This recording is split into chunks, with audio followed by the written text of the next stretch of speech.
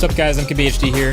755 product launches later, we've made it through Techtober, took a little breath, and now we're right back at it with November, and it just keeps going. And I've started my November with this.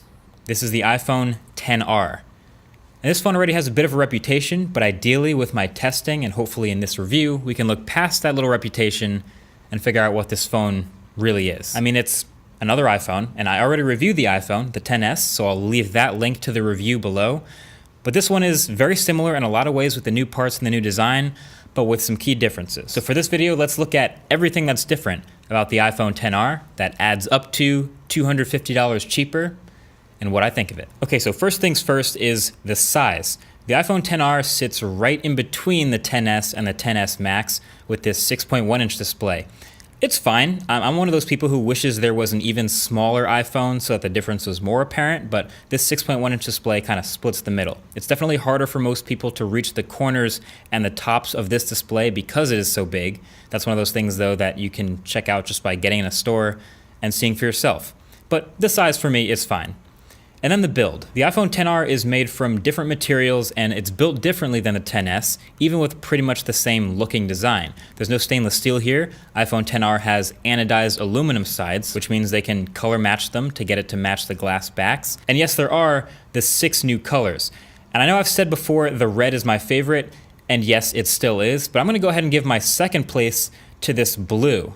I really like it. I think it's quite nice. The coral and the yellow don't really speak to me as much, I think mostly because of the rail colors being a little less saturated, and the black and the white are just black and white. So the red and the blue are definitely my 2 favorite XR colors. Also, small difference, the iPhone XR's water resistance is IP67, where the iPhone XS was IP68, so worth noting. And you'll also notice the slightly different locations for the antenna bands. The XR is missing a couple, just a pair of visible bands that are on the XS.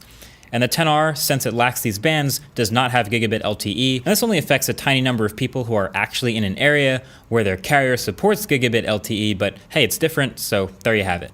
Overall, I'm mostly a fan of the build of the XR. I think the colors are awesome. They didn't have to do colors, so I'm glad they did.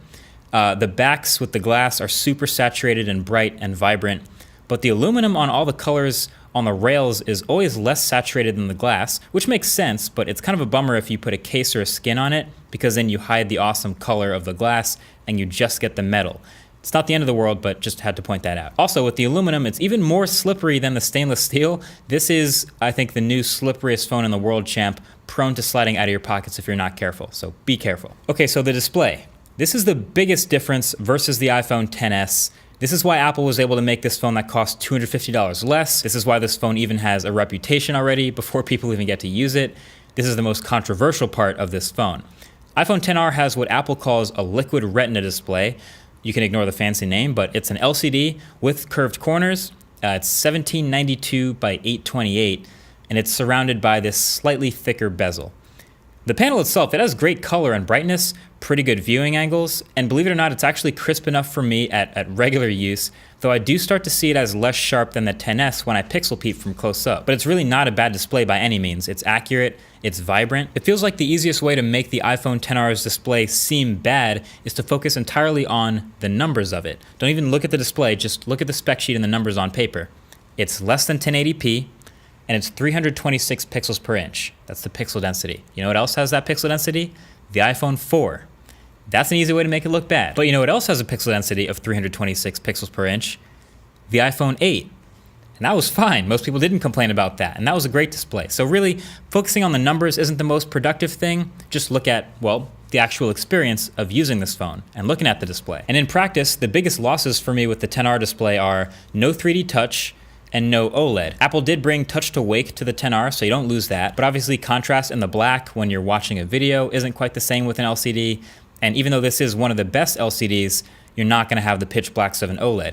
I personally didn't use 3D touch that much anyway, pretty much only in the control center and the lock screen. So on the XR, you can do almost the same thing with a long press that will work in the control center and on the lock screen shortcuts, but you can't peek and pop into links and previews and things like that. That's almost completely gone from the XR, but I honestly don't miss it that much. You still have True Tone, so if you're into that, I don't really use True Tone, but if you do, it's also here. And you have tap to wake, like I said, you have rounded corners. It's fine. the display. No need to panic. It's really fine. As a matter of fact, what I really noticed the most isn't the resolution, it isn't the lack of 3D touch, it's the bezels. These bezels all the way around here, just a couple millimeters thicker than the iPhone XS, are noticeable to me every day. And to be fair, after a little while, you do get used to it, but as a person that has used an iPhone XS, I much prefer that. It looks and feels that much more modern to shave, I guess, 1 or 2 millimeters all the way around the bezel.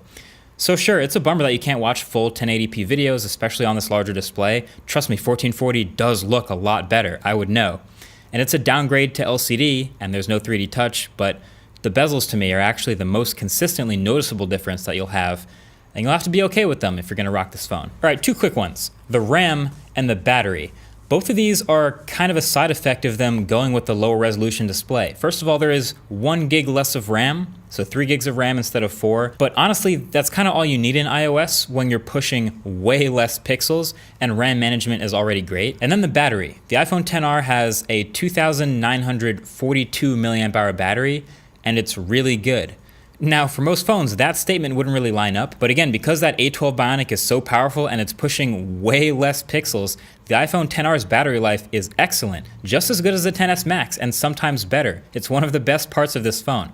Of course, I would expect a phone this big to have all-day battery life just out of principle, but having it be better than I expected was a pleasant surprise. So that leaves the biggest difference, the camera.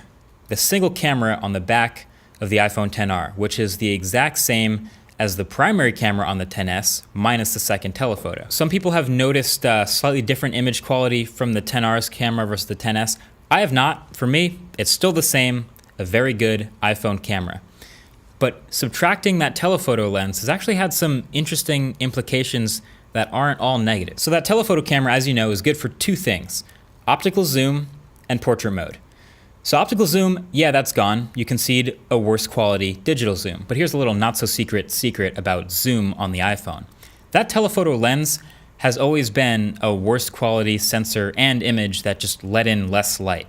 So oftentimes in worse conditions, specifically low light, the iPhone will realize that the optical zoom coming from the darker lens is actually not as good as the primary, so it'll just take the digital zoom from the primary lens anyway. So yeah, there is no telephoto lens on the iPhone XR, but I think that affects a lot less zoom scenarios than we actually realize, and oftentimes we're gonna get better results from using the better camera. And then the other thing is portrait mode. So the XS would use both cameras for depth detection and then use the telephoto camera to zoom in for a better natural bokeh.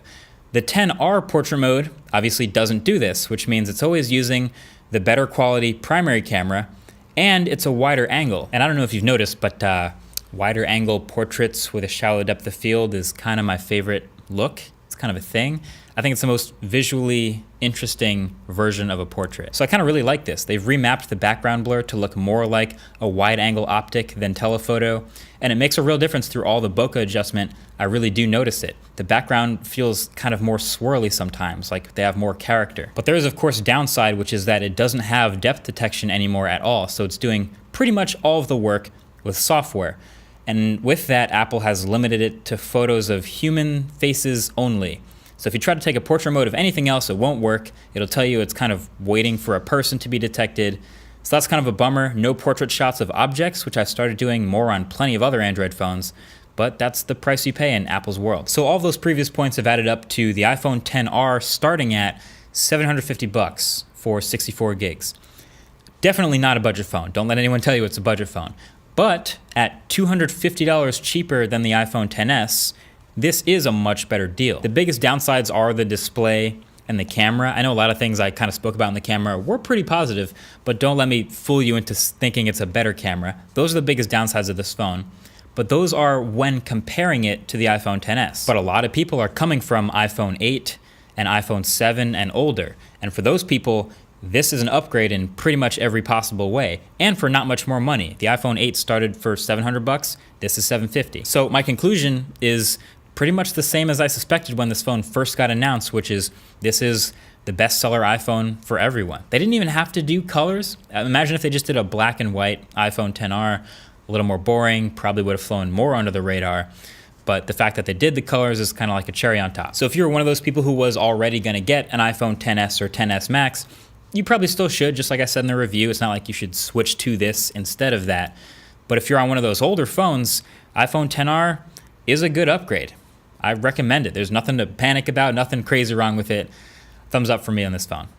That's been it. Thanks for watching. Talk to you in the next one. Peace.